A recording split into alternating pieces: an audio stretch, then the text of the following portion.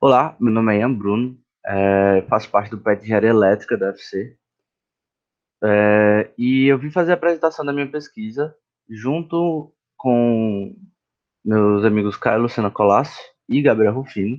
E o tema da nossa pesquisa foi a importância da aprendizagem da linguagem de programação Python para o curso de graduação em Engenharia Elétrica, certo? Nós somos do primeiro semestre. Nós entramos no PET no primeiro semestre e nossa pesquisa era para ser uma pesquisa voltada ao plano básico, certo? Um dos temas do plano básico era uma linguagem de programação Python. A gente estudar a importância, estudar a estrutura da linguagem e tudo mais, certo? Primeiramente, a gente tem que entender que a linguagem de programação Python é uma das mais utilizadas atualmente no mundo, devido à sua facilidade e sua imensidão de funcionalidades que permitem ser aplicado nas mais diversas tarefas, certo? É, a gente fala que o Python ela é uma linguagem de altíssimo nível, pois ela é uma linguagem muito próxima da nossa linguagem humana. Então, ela é muito mais fácil de ser escrita e compreendida por quem está programando, por quem está lendo o código, certo? Então vamos começar uma fundamentação teórica sobre o Python, alguns conceitos importantes que a gente precisa saber sobre o Python, certo? Como a como a todas as linguagens de programação, nós temos as variáveis e os tipos de entrada, certo? A gente sabe que uma variável ele é um espaço na memória onde existe uma associação entre nome e um valor. No Python, a gente possui vários tipos de dados. É, os mais comuns, como estão aí na tela, são os números inteiros, números de pontos flutuantes, strings, booleano e complexo, tá? Nós também, como comum a todas as linguagens de programação, estruturas lógicas e condicionais. Claro, a gente tem que ter as estruturas para tomar decisão, para um código ser executado apenas com uma condição. Então, no Python a gente tem essas estruturas como if, elif e else, certo? Dependendo de quando você for usar, você usa uma dessas três para fazer uma condicional. Temos também estruturas de repetição no Python. Elas são ferramentas na linguagem de programação em geral que faz você repetir um bloco de código a fim de fazer a ter alguma finalidade, né? Então, no Python existem dois comandos, duas funções para isso. São for e while, muito parecido com outras linguagens, certo? E no Python também a gente consegue também ter as coleções, né? De modo geral, as coleções permitem que você armazene vários itens em uma unidade e ela atua como se fosse um conjunto de itens, certo? Um exemplo, um container. Então, no Python a gente existe três coleções principais para armazenar os dados, certo? A gente tem as listas, as tuplas e os dicionários. Aí a gente consegue já ver uma distinção das demais linguagens de programação atualmente, certo? A gente tem as listas, as tuplas e os dicionários. Uma lista, que é mais comum, é, um, é uma coleção de valores onde cada valor tem um índice, certo? Então, as listas, elas são um conjunto de valores e você pode acessar o índice 0, o índice 1 e por aí vai, certo? Uma das principais características diferentes do Python é que as listas são mutáveis. Então, elas podem ser alteradas depois de terem sido criadas. Você pode renomear, você pode tirar, adicionar itens de uma lista, certo? O que nas outras linguagens de programação não é tão comum. Nós temos também a tupla. A tupla é uma estrutura de dados semelhante à lista, só que única diferença é que ela é imutável. Então, você não pode adicionar, você não pode retirar nenhum elemento da tupla, certo? Nós temos também o dicionário, certo? O dicionário são coleções de dados de forma chave-valor. O que é que significa isso, certo? Nós criamos um dicionário onde, como está aparecendo aí na tela um exemplo, onde o nome vai determinar isso, o endereço vai ser determinado por isso e o telefone vai ser determinado por isso, certo? Então, toda vez que eu precisar acessar aqueles dados, eu digito a chave e ele me dá o valor, certo? Então, os dicionários são bastante úteis no geral para esse tipo de problema.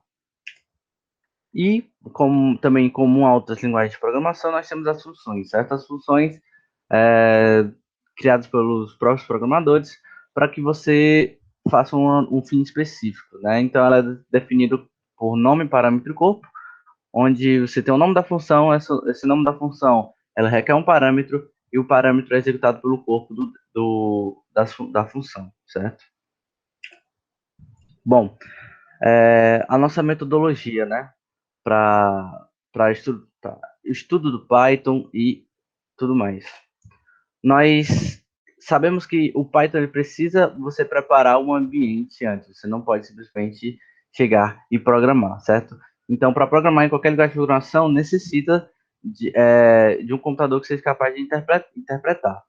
Então, para ser capaz de interpretar, a gente teve que preparar o ambiente do interpretador do Python, certo? Nós tivemos que baixar a linguagem de programação pelo site do próprio Python e também sabe que precisa de uma IDE, né? Um editor de texto para o código. O mais comum e o que a gente utilizou foi o PyCharm. Só que também tem vários outras IDEs aí no mercado, né? Temos VS Code, nós temos também Jupyter. O PyCharm é que o pessoal mais usa quando está começando no Python e foi o que a gente preferiu usar, certo? Então, no estudo da linguagem, nós utilizamos cursos online e livros didáticos. Então, e com isso foi possível obter uma base sólida dos assuntos que a gente acabou de falar e, e uma fundamentação teórica bastante interessante para que a gente possa usar essa fundamentação teórica para as próximas pesquisas, certo?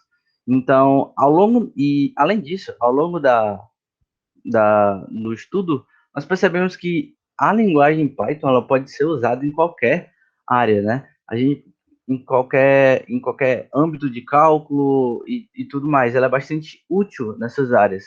Então, nós decidimos voltar nossas pesquisas para essa área, sobre a importância o estudo dessa linguagem, certo?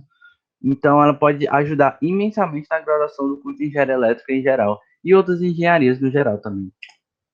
Então, com isso, nós conversamos com pessoas que estão mais à frente no curso, nós fizemos pesquisa, nós conversamos com professores e a gente pode perceber que ela pode ser utilizada para auxiliar praticamente todas as cadeiras. Alguns exemplos mais básicos são cálculo, probabilidade estatística, métodos numéricos, cálculo vetorial e equações diferenciais ordinárias, certo? Tudo que envolve cálculo, em geral, pode ser muito utilizado o Python. Eles têm muitas bibliotecas que nos ajudam, nos auxiliam nesse quesito de cálculo, certo? Então, mas com o aperfeiçoamento da linguagem, é possível também utilizar em assuntos mais específicos do curso de engenharia elétrica. Nisso, nós tivemos uma pesquisa com os veteranos do curso, onde eles falaram cadeiras que poderiam ser usadas. Então, falaram cadeiras como distribuição de energia elétrica, inteligência computacional aplicada, controle de sistemas dinâmicos, tudo isso voltado para a engenharia elétrica especificamente, certo? Então, a gente conseguiu montar uma lista de pelo menos 8 assuntos, 8 cadeiras, onde o Python se torna extremamente útil, certo?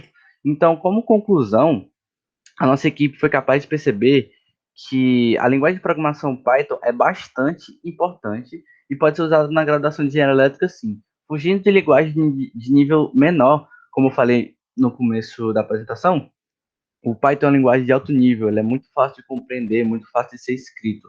Uma linguagem de nível menor, ela é mais complicado de você compreender, mais complicado de você escrever. E nós sabemos que no âmbito da engenharia geral, linguagens muito utilizadas são MATLAB e C, que são de nível inferior ao Python. Então, o Python ele pode substituir essas linguagens ou complementar elas de modo que seja muito mais fácil, de modo que seja muito mais tranquilo você fazer estudos em cima dessa área, certo? Então a gente concluiu que o nosso trabalho ele vai servir de base para conteúdos estudados mais na frente, certo? E onde a linguagem de programação Python vai ser extremamente útil ao longo da carreira de engenheiro eletricista de quem está cursando engenharia elétrica em geral. certo? Então, essa foi a nossa apresentação, essas são algumas referências que nós usamos no para fazer a apresentação, para fazer nossa pesquisa. Nós agradecemos a você ver esse vídeo, obrigado por estar presente nessa apresentação da pesquisa, seria de modo presencial, mas devido à pandemia nós tivemos que fazer ela online, de modo que seja em um vídeo. Então, qualquer dúvida você coloque nos comentários. Muito obrigado por ver nossa apresentação de pesquisa. Nós esperamos muito, a equipe em geral, que você tenha gostado. E muito obrigado pela atenção e até logo.